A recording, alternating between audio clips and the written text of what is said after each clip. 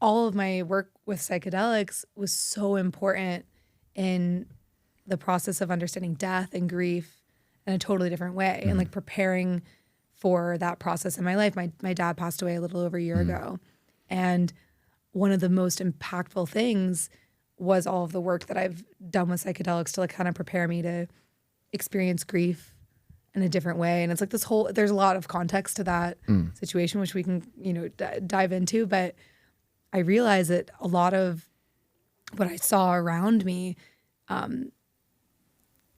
what you can call it trauma, you can call it nervous system dysregulation, whatever it is like a product of not being able to process grief well. And so because, I had that experience after psychedelics, I had such a juxtaposition of, oh my gosh, psychedelics give you this more natural understanding of grief, death, and so that was also such an important process of like preparing my nervous system to go through that. Yes. That was something that I was fascinated by, the way that you were explaining how just some of the things that you noticed with the Western grieving process, where it's kind of like have the service really quickly, go to that service, and then it's like, all right, this event is kind of done. And then you kind of like shutter up those emotions, and people grieve so differently. Like I know someone whose dad passed away 2 years ago, and it's hitting him now because he was like the older brother. So he was being really protective to his younger siblings, making sure they were good.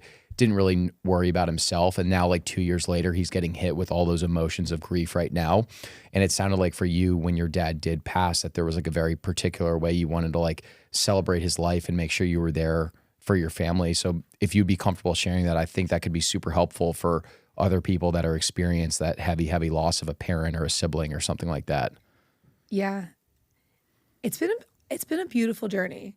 And I also found out in like a really interesting way. Actually, I wrote something about this. I'll send it to you after the show. Like I kind of, it took me a year to feel comfortable sharing it because it still was like, it was so fresh. But I found out my dad passed away on the way to, I was in Costa Rica at this juice cleanse retreat. So I also hadn't eaten food in 7 days, which is like an interesting element of the story because we're talking a lot about like gut health and how connected it is to our brain. So like my gut was super clear and therefore my brain was super clear in a different way.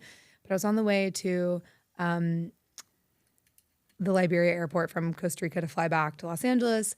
I found out that my dad stopped breathing on the way to the airport. I was on the phone with my friend and got a message, and it was like completely out of nowhere. And so there's like a lot of details that happened in between now and then. But basically, like as I was taking off on the runway, I got on a plane to go to Georgia. And as I was taking off on the runway, my mom called me back and told me that my dad didn't make it. He stopped breathing, and I literally lost service and was in the sky for 5.5 hours by myself. And the reason why I'm sharing that, and the reason why it's an important part of the story, is like I was able to completely make my own interpretation of death without all of this outside input from a very like kind of Western processing. Usually when that happens, you're like on the phone with everyone. You're getting all of this input into your own, you're not able to separate and make your own interpretation of it. So I was given this gift in a lot of ways. And I also had a ketamine lozenge with me, which I'm legally prescribed to. And it's like a very low dose ketamine lozenge. And it's ketamine is very, very, like in PR world right now is very like stigmatized and misunderstood. And there's like a lot of truth to the reality of ketamine addiction and all of these things. It's also been an amazing, really impactful part of my mental health and hundreds of people that I know. So all of them are true. And I wrote about this in my story. I almost even like left it out because I was like, oh, I don't want to like, I don't want to like include this and or have it be misinterpreted. But I was like, this is a super important part of the story. If I were to take a Xanax on the plane, no one would have questioned it. Anyways, so I had that with me, and I was able to kind of like dissociate from the panic attack that I was having. My body was having like a full panic attack because I was in so much shock that this had happened, and I had an amazing, really beautiful, life-changing experience being able to process my dad's death in this like steel tube in the sky surrounded by strangers by myself. And so by the time I'd landed, a lot of the lessons had kind of like integrated in a weird way and enabled me to like go and experience like the process of grieving him in a completely different way than I otherwise would have. And a lot of my experience was also informed by all the previous work that I had done with psychedelics. So it just gave me a different vantage point and made me really aware of like how when we process death in the West, like we literally, we take bodies, we freeze them, we put them in boxes, and then we bury them, and then we have a few ceremonial funerals, wakes, but there's not, at least in my world, there wasn't a lot of like really deep connected understanding of what death meant. It kind of just happened and then we moved on from it. It was just didn't feel integrated. And so, psychedelics have been a huge part of that process. And mushrooms, my understanding of mushrooms and like how they operate are also so informative of the way that I see death. Because mushrooms literally, like they eat death. Fungi literally decompose dead materials and return it to the earth. And so in the West, we interrupt that process by the way that we even treat, deceased humans. And so it was just such an interesting full circle and like coming together of a lot of these lessons.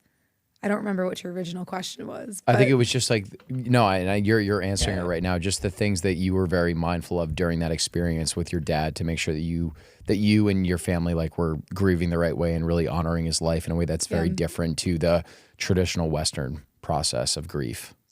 Yeah, and a lot of what I think is really interesting about this that I've been reflecting on is just, in Eastern cultures, there's so many beautiful examples, like whether it's India, Tibet, Indonesia, like the grief and mourning process is so elaborate and so beautiful.